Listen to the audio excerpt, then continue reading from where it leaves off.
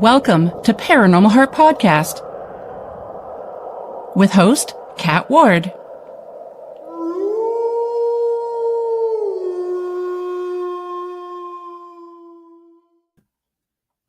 Hello, my friends. Welcome back to Paranormal Heart Podcast. We are the Paranormal Talk with Heart and Soul. I totally just messed that up. I'm sorry. Tonight's segment is pre-recorded, streaming on United Public Radio Network 107.7 New Orleans, as well as 105.3 the Gulf Coast, YouTube, and any place you find your favorite podcast. Thank you so much for hanging out with us tonight. So, folks, my special guests tonight for segment 49 are UPRN family and hosts of Don't Whistle at Night podcast, Darren Yazzie and Darren Yazzie. And no, they're not related. This is an open mic segment where Dawn and Darren, I totally tried to mix your names together. We'll be discussing various Indigenous stories, how their humble beginnings started with the paranormal, and, of course, their popular podcast. So let's get started. Here are, oh my God, where is my, okay, so thank you. So here is Dawn and Darren. Totally butchered that up. I'm sorry, guys. Oh, no, it's good. Nice. It's real nice. Welcome. So, yep. Yep. So, who wants to lead this one off? Don? Oh, no, go ahead, Darren. Go ahead. I was going to say, let's start with Darren, because Don's been on the show before, and Darren, you're new here, so let's start with you. Oh, yeah. Oh, yeah. Well, what would you guys like to know? Or what from your side, from Canadian side, which Canadian is really unique because, yeah, it's good. It's good talking, and I think this is the first time I ever talking with a Canadian. Really? Probably when it probably wouldn't have happened if it wasn't for Don and Bigfoot. That's the thing that Don and I got to correlate with, the big guy back at the house too. So big guy. Yeah. So tell us a little bit about yourself, like your humble beginnings, how you got into Bigfoot, all weird things, paranormal, and yeah. Oh wow. I guess my first paranormal event would probably just be being born, I guess.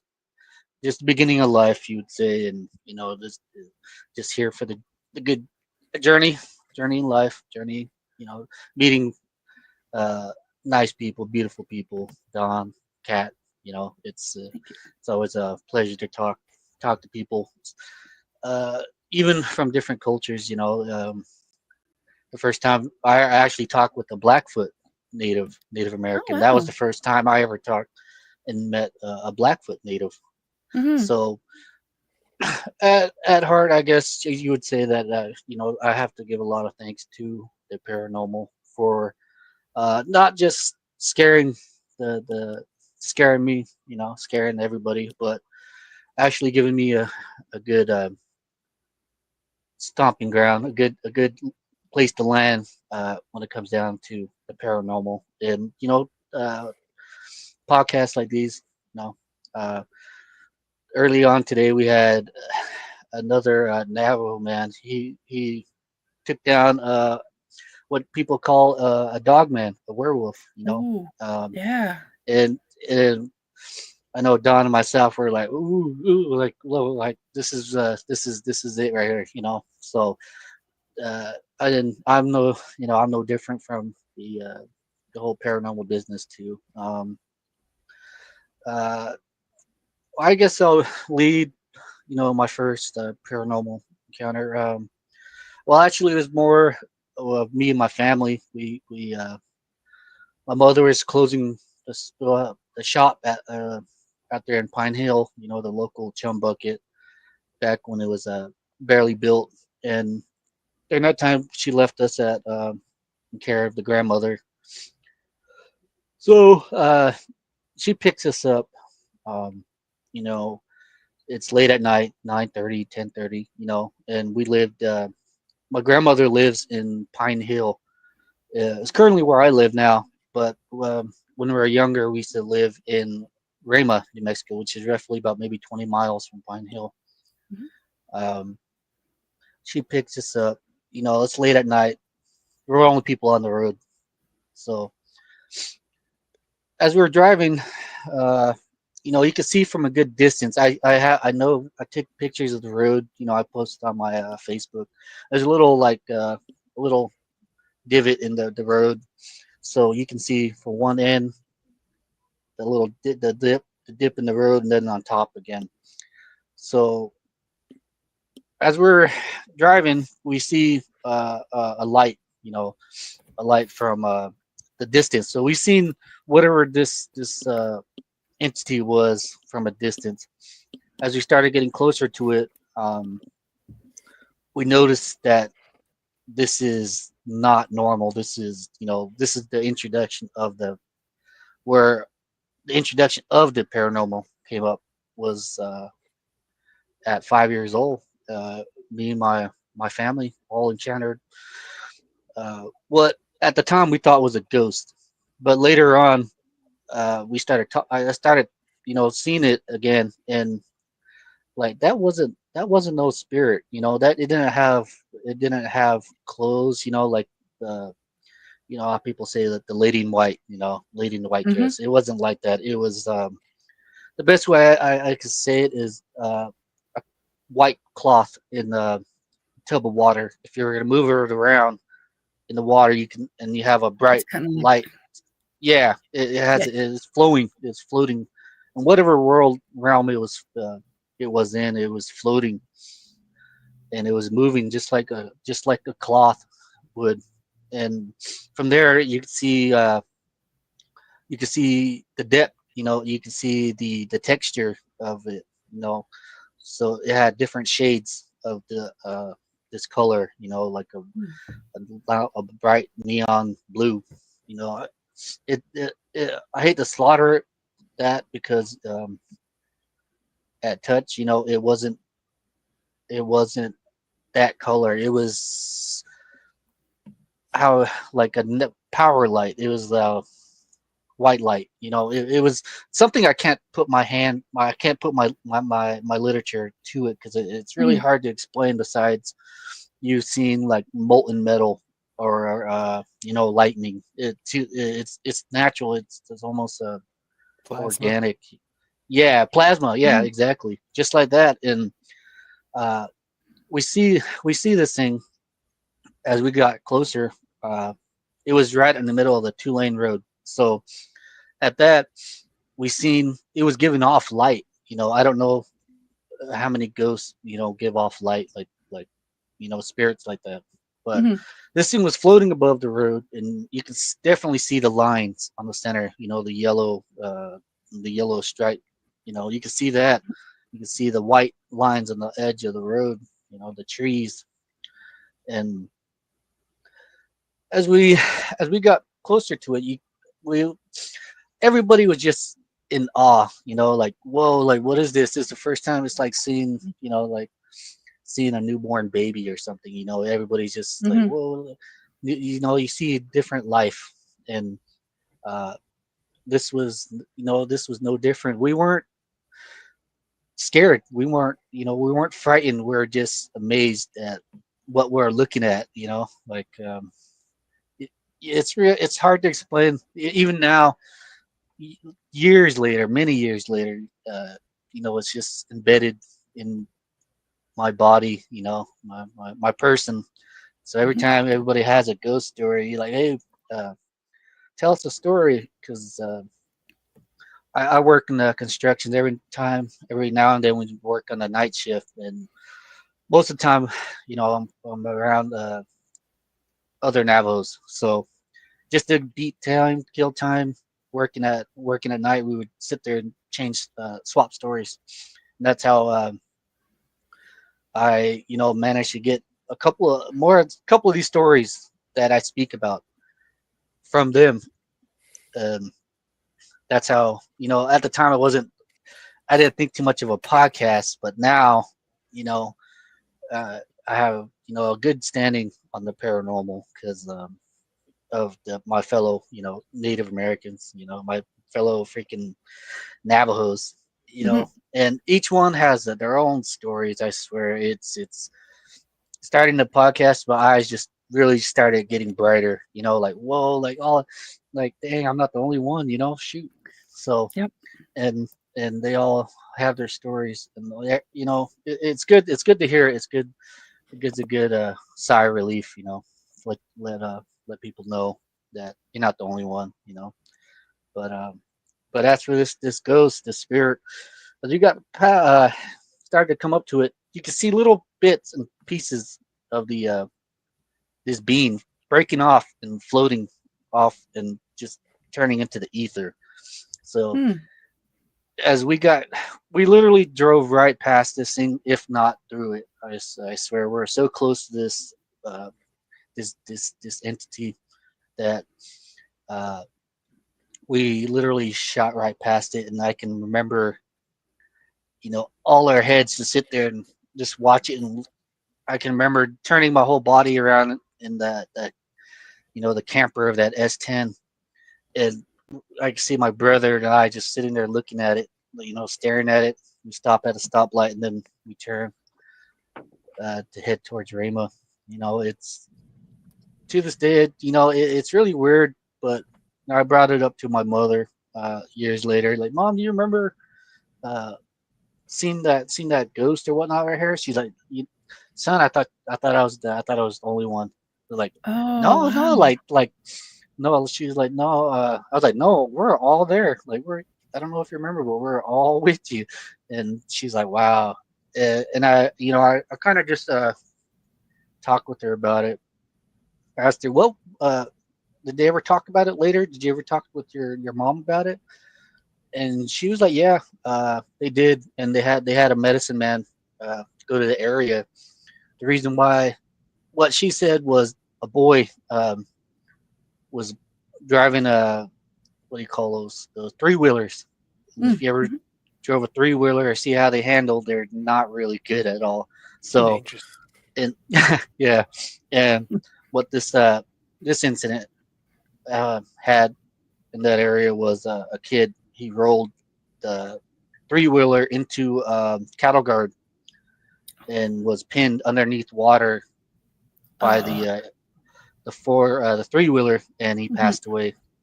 Oh. But later on, there's a family in that area that talks about this. They still see it, from what my mother was saying. She's like, this family is actually being taunted and tormented by this spirit or whatnot, and it's still in the area. And that it says that it lights up their house. It messes with their kids. The kids are scared to go outside because of this bright light that they see walking around the trees. I try reaching out, but the subject with the paranormal is really touchy subject, especially in the Navajos.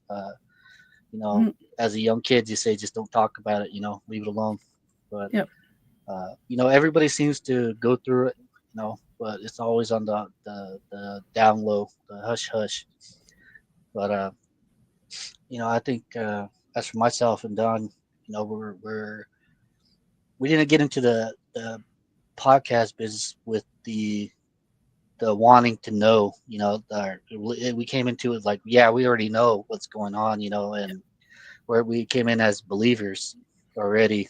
So, and experiencers are, we all have or personal encounters, and even with everything from UFOs, ghosts, dogmen, Bigfoot, it seems to be all present here on the reservation. And where I live is it's no different. We see, UFOs. I have recordings of it. It got so bad one week that it was out in the sky every night, and I have recordings, video recordings of it. Even to the just exorcisms. Not too long ago, my brother, my family, and entire tent full of Native Americans on a revival, seen what people would call an exorcism. As for the body, the kid's body was floating up in the air. The whole speaking in tongues, and you know to that, I can already tell you, that's real. That exorcism was real. It happened, and me and like 40, 50 other people seen this all happen. Right in the middle of the crowd. So even subjects like that, even I seen the remnants of what the America would call skinwalkers. I seen the footprints. I seen the aftermath of it, and after seeing these footprints, uh, about 20 minutes later, we rolled a blazer, and none of us had our seatbelts on. The only one that had our seatbelts on was my older brother.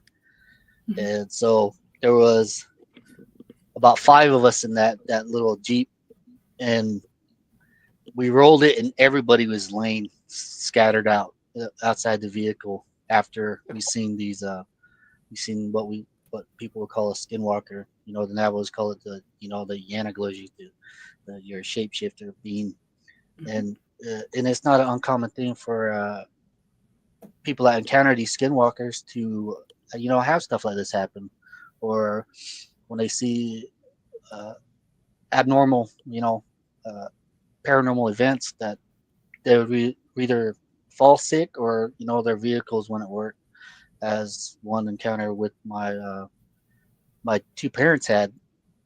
They saw two of these skinwalker beings, 2 of them in a mile-long drive, one at a cattle guard and one waiting at the hogan of the house. Next day, vehicle wouldn't start for whatever reason.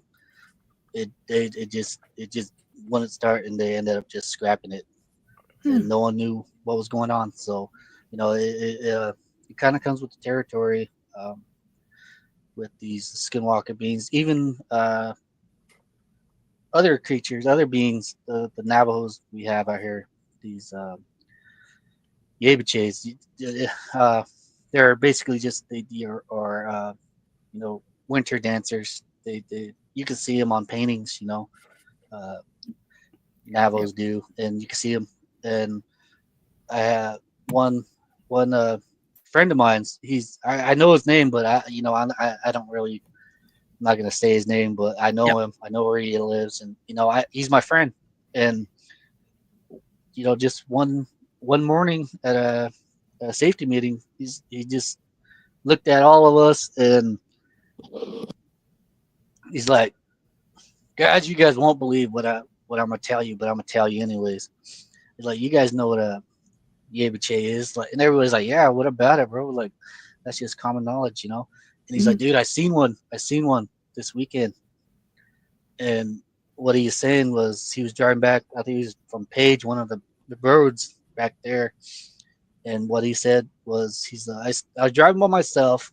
I seen a Yebiche sitting on the center of the road. As he got up to it, he said they locked eyes, and the being, it stood up, and he's like, it looked just like a Yebiche. Besides it looking just like him, the only difference was he said it stood about 9 feet tall, and it stood up, looked at him. They looked at each other. He was, at that time, he was saying, I didn't know what to do. I don't know if I should turn around, I should go home, we go straight, go back to Page. I didn't know what to do. So the thing, it stood up, and it ran on top of a little hill. Then it sat.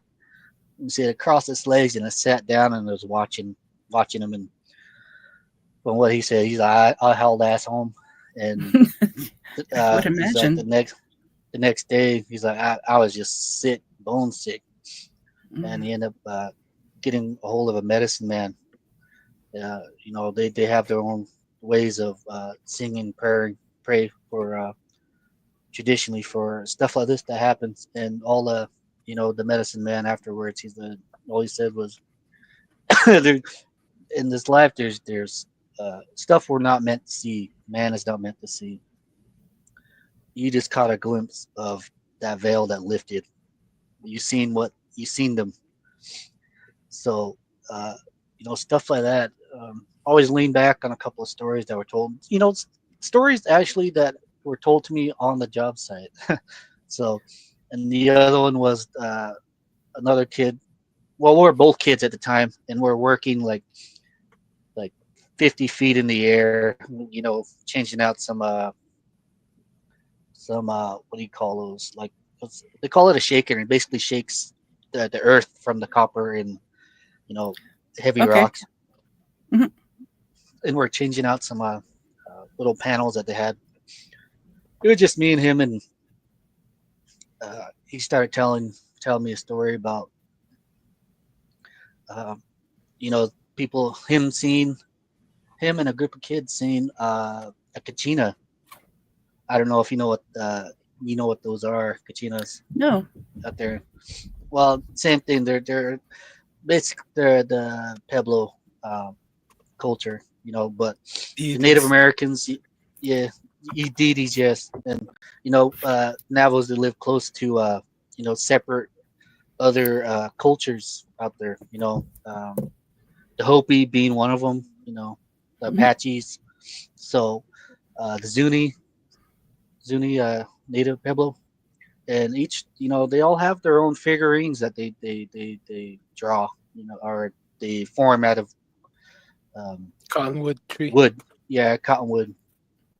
And if you were to look it up, you would see them, and they have giant headdress, you know, uh, face masks, jewelry. They wear silver jewelry, and from what him and a group of kids seen was a kachina. Again, just like my friend, he's like, you know what a kachina is? Yeah, and I was like, yeah. He's like, I seen one. It stuck its head out of the ground. He's like, out of a portal, as they would say. And he said it put its hands on the ground, and it was moving its finger, and like, come here, like the Oh, grandmother grandparents would say to the the kids, like, move, beckoning the kids to come here. And they're all looking through a micro binoculars, and he's like, it looked just like it, man. It had the bells, it had the jewelry, mhm. had the headdress on, and what the only difference that he said was, like, he's like, bro, this thing had a rainbow as a necklace. And so he said that's exactly what he said too. He's like, bro, this thing was wearing a rainbow necklace. Mm. He's like, you can even see the clouds on both sides of its shoulders, you know. And I was like, whoa. And after that, the kids ran off scared, screaming. And from what he was telling me again, he's seen another one, but this one was a dog, and he's wearing clothes, wearing jewelry, Hmm. and him and as they locked eyes, the being ran off and across the corner of the trailer, and he ran after it, Oh, and pretty he ran brave. after it. Oh yeah, uh, he ran after it, and when he crossed that corner, he said the being, it jumped up, and it jumped in the ground in a portal. Hmm. So it's stories like these that just it makes me think, like, what if all these stories that the Native Americans tell, besides the Navajo, the artwork that they draw, the stuff that they create with their hands, all the stories that they tell. If I'll be those, right back, guys. I'll be back. Sure. Yep. yeah, if those are real, what makes you think that all the other stories that the Native Americans tell are real? Even the hmm monsters that they have, even the Navajos, they have stories of giants, red-haired giants. You know, and if you're kind of new to the whole paranormal world, yeah, giants. People say giants are real. Red hair too, uh, Yeah. double row teeth, and six fingers. So it's you know what makes you think that the stories that the Navajos tell are any different? They're based on fact. hmm If you're going to look at uh, a storyteller. Listen to them and hear what they have to say, because that possibly as strange as some of these stories that are told in novels, they're real. They have, you know, people are seeing them, and even you people look at these paranormal books. It's I can understand it'll be difficult for someone that doesn't really care too much about it, Hmm.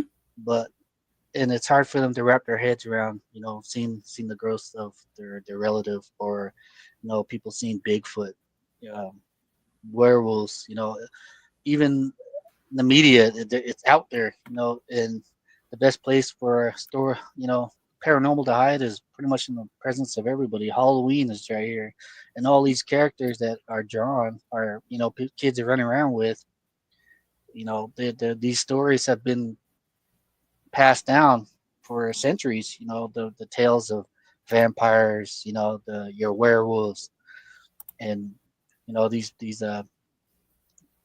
these werewolves, they have different names. The Mexicans call them your hombre lobos, or the Cajun southern part of the country, United States, call them the Rougarou, and they all have their own Up here we call backstories. them the loup-garou in French, which is The rougarou, the very similar.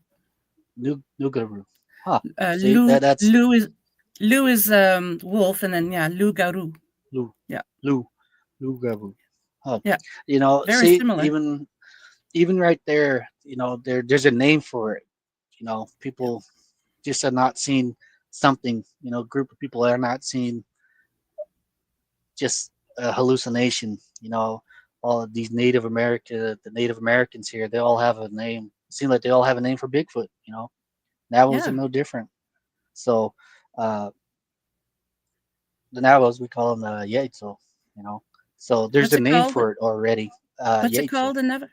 Yetzo? Yay, yeah, Yaitzo. Yaitzo. Yaitzo? I know I Yeah, didn't say that right. yeah, yeah. It is good. I had trouble saying the French word too. But there's names for these creatures. Yep. And uh, so saying that, it has to be all based on fact, factual Mhm. evidence. So um, uh, people just really gotta open their eyes a bit more. Those lights in the sky, those might be possibilities they're not planes, and Mhm. the stuff that you see with your eyes, probably are not gonna lie to you. If you've seen it, you've seen it. Um, but for my I guess my whole life, just been having paranormal events like these happen. I've been to multiple ghost areas in the United States and not even know it. You know, I've been Yep. Rollins Penitentiary is one of them. I used to deliver newspapers as a kid Oh, out there yeah. when I was like 10. You get up at 4:30 in the morning and do a Oh, that's paper early route. for a kid. Early for anybody. Yeah, yeah, and yeah, yeah, it is. But it was good. Yeah, it kept me busy. I actually managed to take my mother and my brothers to the first Lord of the Rings movie. Oh, So that's that was awesome. yeah. So that was a treat in amongst itself, and just other places here and there that I've been to and didn't know. There was already stories about them. The Drift Inn in Arizona, Globe, Arizona is one of them, and that Globe, Arizona, right there in itself is just a whole ghost town. And Oh, not in the sense that it's abandoned, but there's it seems like downtown and the mines, places out there is just you always see something, see ghosts and shadow people. I have went through an incident out there at an apartment. My brother had an apartment, and we seen shadows peeking its head out, stuff like that, things making weird noises, and it's an encounter amongst itself. I talked about it earlier today with our guest, because he brought up the whole aspect of sleep paralysis, and Mm-hmm.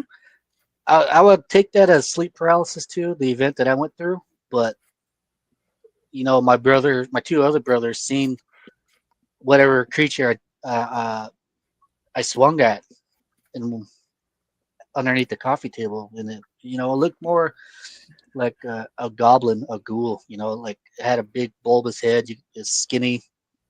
It looked like a fetus, and it was drawing something on the tiles. Hmm.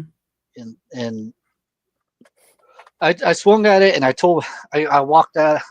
I ran out of that apartment, and I stayed out there until the sun came up, and I called my brothers and told them what happened, and they just looked at me and laughed, like. And then later on, they said, like, you know what, we seen that thing too run out of Jeremy's room. So sleep paralysis, that the whole encounter, and Mm-hmm. my two brothers both seen this creature. Like somewhere something happened, and it breaks the whole idea of reality as itself. Even Yeah. the role of Bigfoot. Uh, I have my encounter too. Me and my mother and my father out here in Pine Hill when they decided to live out there in the place, the little area at Unit 5. Um, and when they moved there, they were the only house in that area for like maybe 80 years. Mm. Before that, it was all flat farmland, and that area itself is just really weird, witchy. You hear voices, in the trees. You see stuff in the trees. You see lights in the trees, lights in the sky. Uh, phantom stampedes. Just Mm-hmm. witchcraft. The whole Skinwalker business is, it's very much alive out there, and it's not really. It's not a cryptic as some of these paranormal, uh, you know, YouTube shorts videos that they have. They picked it as like a cryptic monster. But in all reality, it's a man. It's a man or a woman doing witchcraft and have the ability to shapeshift. And I say that in a stern voice because it's real. Uh, they're just not made up stories, and people are out here encountering this witchcraft, and they all uh, they're all scared, tormented, and there's usually nowhere to go most of the time. And like I was telling you before, the Navajos, they're really, once they see something like that, usually the parents or the grandparents say they don't talk about it, leave it alone. You'll give it more power. So Mm-hmm. it just leaves a lot of unspoken information. So even with the podcast right now, a lot of people are listening to it, and they can, most if all, can relate to it. That uh, the reservation out here is very much alive with so much of weirdities and oddities. And New Mexico, it's the hills have eyes, and Yeah. it's no different where I'm at. There's a lot of things that run around at night, and a lot of paranormal stuff that happens. Even Do you to the think that point where reservations have? Sorry. Do you think reservations have more activity than off the reservation? Because from talking with Don before, I'm like everything happens there. Like it's just amazing. uh, I would like to think so. Yes. Mm-hmm. I have the belief that for my area where I'm from, my mother, she would talk about these skinwalker people, and one of them she said looked like Freddy Krueger. You know, that's the best way Oh, she can remember that Navajo man, because his face was, his burnt. And also another lady that practiced this witchcraft. What she was told, or what she remembers of that lady, was she was a drunk, and all almost every time she always had money for her alcohol. And one night they found her. I guess she hung herself, and oh, in their house, her kids just being nosy, digging around. And one event that the lady, she actually kind of tossed her niece away from a little box that she had, and she told her to never look inside this box. Don't ever touch it. Don't leave it alone. When that lady passed away, they opened it and they found all sort of vials of whatnot. And one thing that was mentioned that was uh, she had a human hand, a human arm, a human arm in oh, that chest. And for because for that's whatever normal. purposes, yeah, yeah, for whatever reason, that was Wow. one of the things that they had. Uh, you know, even the um, my cousin, I'm trying to get him on to this podcast. He's the one that was holding the revival where everybody's seen that exorcism happen. Mm. And him and my sister, my late sister, and my uncles, my mother's brothers, they found what they would in the middle, of the woods. They found a perfectly folded clothes and shoes sitting on it, and on that was a little buckskin little bag. And they took everything. My grandmother, she's like, "What are you guys doing? Don't touch that. Leave it alone." And just out of curiosity, they opened up that that bag, and what they seen was a bunch of, again, but seen a bunch of little vials of whatever. And then what my sister was saying was, it was really amazing to see how much stuff was actually in that little bag, and everything was nicely uh, put, and everything was, set in such a way that a lot of stuff was able to be held in that little bag.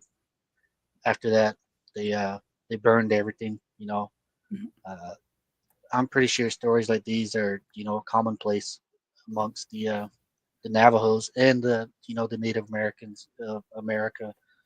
Um, uh, right now, we're trying to help, speak for the people that can't, if it makes them, feel better for them to listen, it brings them comfort to know that, they're not the only ones that are going through these Yeah. experiences, these paranormal events.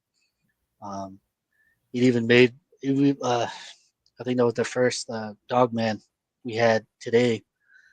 And, it make, I, I feel bad for the man because I know how it felt. I know how it was Mhm. to be put in such a situation. And it's good to talk about it. And it was good. It made me feel like, damn, I'm not the only one out there, on the reservation that Mhm. encountered these dog men. You know, luckily for him, he shot and killed it. He downed Oh, the dog man. Something I couldn't have done, and probably won't be able to. But they are they are able to be brought down, which is really good. If it comes down to it. Um, but as for UFOs, I don't know if you know the New Mexico, the 505. There's always the mhm. Roswell. You know, Mhm. and what one thing that uh, about the UFO in Roswell, it didn't crash in Roswell. It was just taken to Roswell. I think the actual crash Yeah. happened in Corona, New Mexico, which is like maybe 80 miles north. of That's Okay. cool. I didn't know that. yeah, Yeah. yeah. The reason why it's taken there is because Roswell was a military base, in the area. So that's where they took the UFO. And Roswell, man, they're really cashing in on that whole UFO business. There's alien shops everywhere. Even the little Yeah. McDonald's has a UFO on top of it. I think every year Oh, they that's have cool. yeah, they're embracing it, and Yeah. each year they have like a little festival for it. It gets pretty Yeah. big. So That is pretty neat. even with Bigfoot, I'm no exception to it. And me and my mother and father, we sat and listened to one that we thought at the time we recorded everything, but for if you remember those old like Razor phones, the Yeah. battery, if it got too hot, the battery exploded. And I asked her to record that just so that people, we have some type of proof and evidence, to show to people. Uh, Sadly, it got destroyed and that the battery blew up. And Maybe we something made the listened. battery blow up. Maybe it wasn't a Who natural knows? occurrence. Who knows? It's all part of the mystery. There's probably a reason why all these Bigfoot pictures are all blurry. So there's probably a story behind it. Well, I Bigfoot. know if I'm The taking a picture of a Bigfoot, I'm going to be shaking, so of course it's going to be blurry. right. Yeah. So that night, just a little short snippet of it. Everybody goes to bed. There's no power in the house. I think at the time they had water running to their home. So all we had was just a generator. This lights, flashlights. Um, Everybody goes to bed. I was no exception. I'll go back in the back room and crash out. But during the morning, early morning, my mother, she kind of walks in and she kind of shakes my arm, my shoulder. She's like, Darren, and I was like, what? She's like, you remember that Bigfoot show where that the howling? It's like, yeah, what about it? She's like, it's happening outside right now. And I was like, really? Like, what? My whole body stands up like, what? Really? She's like, yeah, come outside. And sure enough, Was she calm? Just like, oh yeah, come on, she, it's she, outside. yeah, she was calm. Everybody was calm. Strangely, everybody was calm. And we're just sat outside. We weren't scared. We weren't, we're just more in awe. Like, wow, this is really happening. Mm-hmm. And we hear one Bigfoot howling, and uh, the sound. It was so loud that I say that it rattled you, it rattled your eyes. Rattled my eyes, rattled my body. Yeah. And that's the only way I can actually phrase it. Mm-hmm. And so we recorded this Bigfoot. My mother, man, I feel bad for telling the story so much. Is man, I always kind of like bring down my mom. I was like, oh, mom, I'm sorry. It's just what happened. And I kind of got mad at her because not that she woke me up but it was actually the wake me up and not letting me do anything about it. Do anything about this Bigfoot. Mm-hmm. I tried to, I asked her, like, let me yell at it, let me, she said, no, don't do that. And I was like, well, let me go over there. And she's like, no, it might be a Bigfoot. And, I was like, my mom, if it's a Bigfoot, I'll go over there and I'll tell you it's a Bigfoot, let me see, let me take care of, let me handle whatever this is, you're scared and, and that's not right. Whatever this is it's scaring you, and that I I have to do something about it.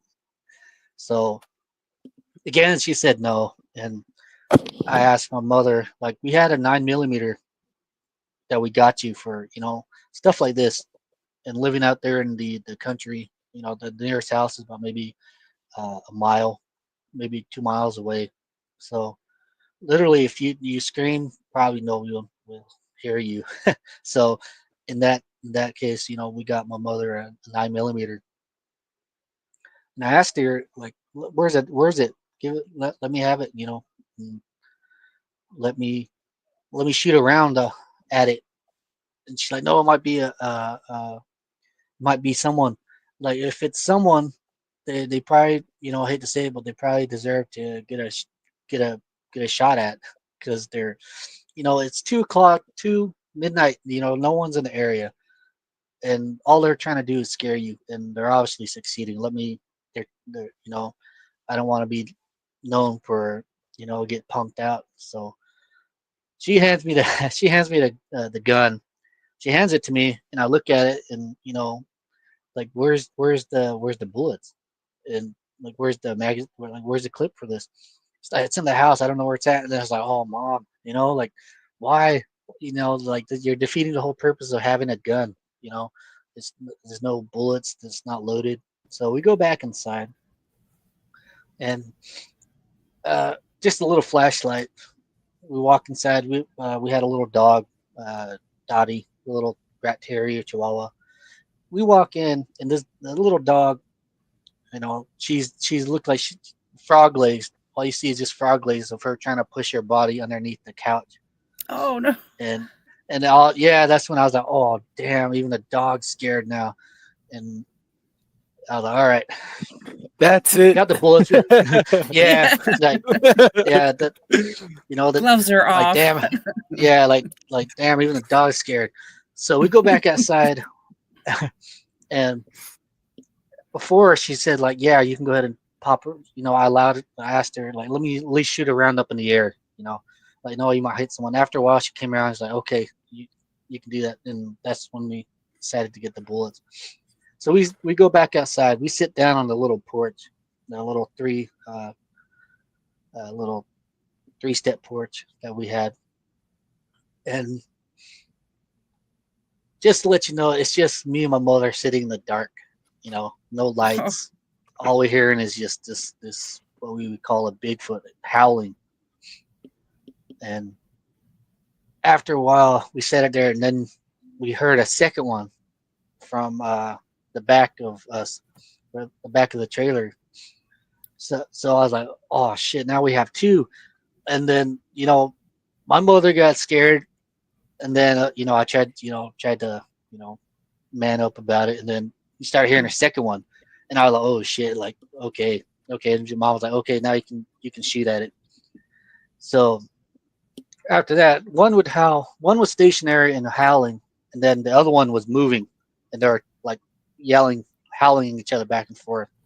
One was just every howl that the second one was making, it was moving along the tree line. So I go back and I pull the hammer back in the gun, and I point it in the area, and all I hear is just a click, and I was like, oh man, look, what happened? So go back inside, and I loaded the bullets backwards on the gun. I don't know how I did it, but I loaded them backwards, and go back in, switch everything around, and we go back outside, and they're still howling back and forth. After that, my mother's like, no, don't shoot at it now. And I was like, oh, like, damn. And I'm like, where's that flashlight? You have a pretty good flashlight. And like, let me shine a beam on the area. So we do that, and my mother's sitting next to me, and I put that, how some of these flashlights, you can turn the head of it and it goes a broader point. Yep. Mm-hmm. I did that, and I turned it on right at the area, and all you hear is just the echo, or the voice changed on this Bigfoot. It's like, hoo, hoo, hoo, hoo. Like it got really excited, or it wasn't expecting. Maybe got him right in the eyes and he's blinded. Who knows? Who knows? But after that, we put the flashlight on it. It stopped. Everything stopped. They stopped howling back and forth. And we sat outside for a while, and after that, it's like, okay, I think they're gone. And my mother, she just locked the door. And didn't say too much about it. We like, well, I'm gonna go to bed now. And like, at this point, it's like, how are we so calm afterwards? Like why do we have the vehicles out, or we're just calm about it, and we just laid down. Went back to bed. Yeah, it's strange, but that's exactly how it happened. And uh, the next morning, my father, he jumped on a ATV when the sun came up, and he went to the area. When I heard the that motor turn on, I put my shoes on. I ran after him too, and we jumped the barbed wire fence. And we were looking around. We didn't find nothing. Afterwards, my mother was making the breakfast, and she was like, oh, like, wow. And like, we sat down, we started talking about it, and we played the recording, and it's obviously there, and we're like, oh yeah, we got evidence, proof of Bigfoot out here. Mm-hmm. And that night, I guess my father later on, he's like, yeah, I was listening to it for about maybe 40 minutes. They had the window open, and he's like, yeah, I was listening to it. And my mom, she's just kind of like, you didn't say anything? She's like, my father was just like, well, it wasn't bothering nobody. And I was like, oh wow, like wow. But that's the Navajo father, and he was a former Navajo Nation police officer. So he's kind of he's the Aware he's of the everything. foundation. Yeah, he's the a good foundation for the family. Mm-hmm. He kept his mind on him, and even my father being part of the Navajo Nation Police Department, he has his stories and his encounter with these skinwalker beings too, and he had to deal with them, and he has his, like I said, he has his stories about him of what Mm-hmm. happened to him one night in Tuba City, Arizona. Him and another cop, and strangely, one of his nephews was with him. I guess he was just going. I didn't know if it was legal, but he just jumped in with them, and like, well, I'll go with you. And Yeah. he just jumped in. And he had he had encounter with the skinwalker beings, and it got so bad that the secondary police, he had to leave because he had heart problems from whatever Mm. dust the skinwalkers blew in their face, So Mhm. it's out there. I tried, you know, he knows what he's seen, but I tried asking him, like, Dad, do you want to be on the podcast? He's like, let me think about it. I'm like, I hope he yeah, does. like, Yeah. yeah, I really do Same. too myself, because he has, he knows it's out there, but Mm-hmm. he's not. I'm not sure if he going to admit it, or he, tries to keep his feet on the ground. Yeah. When it comes down to the paranormal, uh, but he sees UFOs. He sees them. Him and my brother one night at actually Rama, the long stretch from Oh, Zuni Darren, to I don't mean to interrupt you. I just realized the time and I haven't gotten Dawn to speak yet, and it's only an oh hour shit. show. I am so sorry. I'm Oh, just intrigued. Yeah, I looked up. I'm like, oh crap.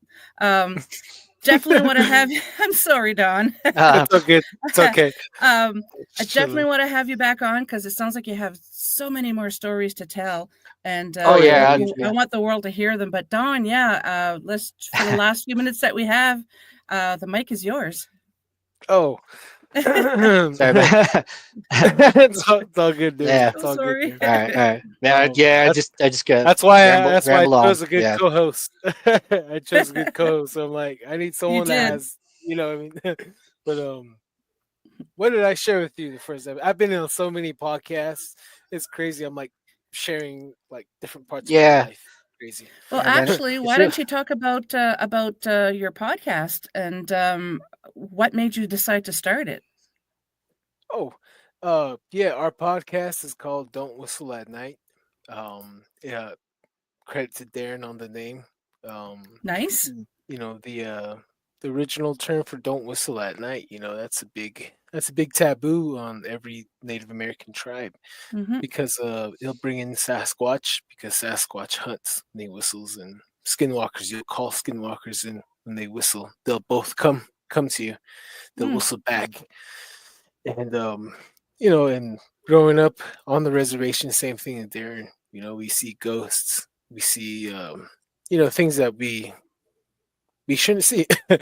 And everyone's telling us, be quiet, don't talk about it. They put ash on us. One of the things we have to do for protection on that is, cedar ash across the forehead, or Mhm. depends on how bad skinwalker or ghost haunting activity, because I remember my grandpa would just throw ash on us a lot, a few times. And he wouldn't tell us what's coming around. He's singing his prayer, or loading his gun at the same time. And so, it's just normal. And for us growing up, and even to my adult, my encounter of my first Sasquatch, and you know a lot of our people are policing each other.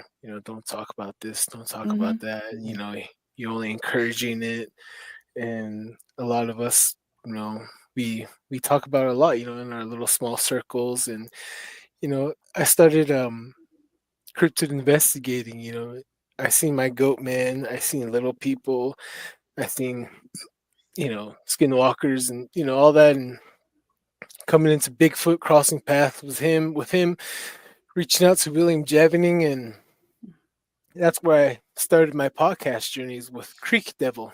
And it took me a while to speak and get comfortable hearing my own voice. It's And not then easy. Right. it's Right. not, it's not.